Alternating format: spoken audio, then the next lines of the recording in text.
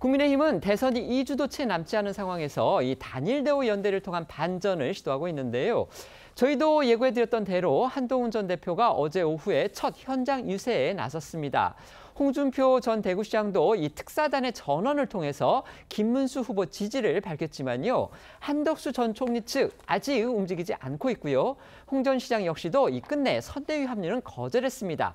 그렇기 때문에 아직까지는 불완전체 원팀이다. 이런 평가도 나오고 있습니다. 네, 이 홍준표 전 시장을 설득하기 위해서 하와이 현지로 떠났던 국민의힘의 특사단이 그제와 어제 오후 두 차례 홍 전 시장을 만나서 이 선대위 합류 등을 통해 김문수 후보를 지원해달라 이렇게 설득을 했습니다.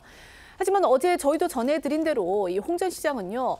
자신이 민주당과 손잡을 일을 절대 없다 이렇게 이제 김 후보를 지지한다는 뜻을 분명하게 밝히긴 했지만 대선 기간 중에 귀국해서 이 선거를 직접적으로 도울 뜻은 없다고 이 선대위에 합류에도 선을 그었다고 합니다. 결국 특사단은 이 홍 전 시장 없이 귀국길에 올랐습니다. 홍 전 시장 역시 SNS를 통해서 특사단이 모두 돌아갔다며 대선이 끝난 후에 돌아간다는 제 입장에는 변함이 없다 이런 짧은 글을 올렸습니다. 어제 나온 특사단 소속 이 김대식 의원의 목소리부터 들어보시겠습니다.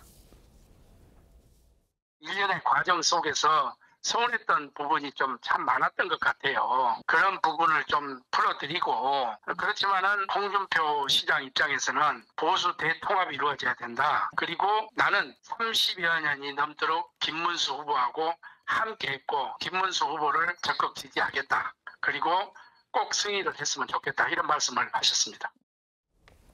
어제 저희도 전해드린 대로요. 김문수 후보가 내놓은 임기 단축 개헌안을 중심으로 해서 국민의힘과 이낙연 전 총리가 가담해 있는 이 새미래민주당이 개헌 연대를 꾸리는 데 원칙적으로 합의했습니다. 물론 구체적인 후보 단일화라든지 이런 물론 새미래당에서 후보를 내지 않았기 때문에 단일화라든지 그다음에 직접적인 김문수 후보 지지 여기까지는 지금 상황이 진전되지는 않았습니다. 하지만 지금 한덕수 전 총리의 합류 여부 이게 또 국민의힘에서는 주목하고 있는 사실인데요.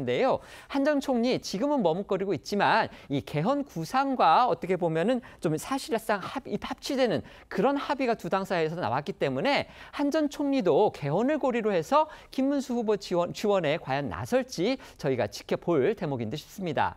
이런 상황에서 윤석열 전 대통령 문제를 놓고서 김문수 후보와 의견차가 컸던 한동훈 전 대표가 본격적으로 현장 유세에 나선 거 이건 그나마 김문수 후보한테 고무적이라는 평가가 나옵니다.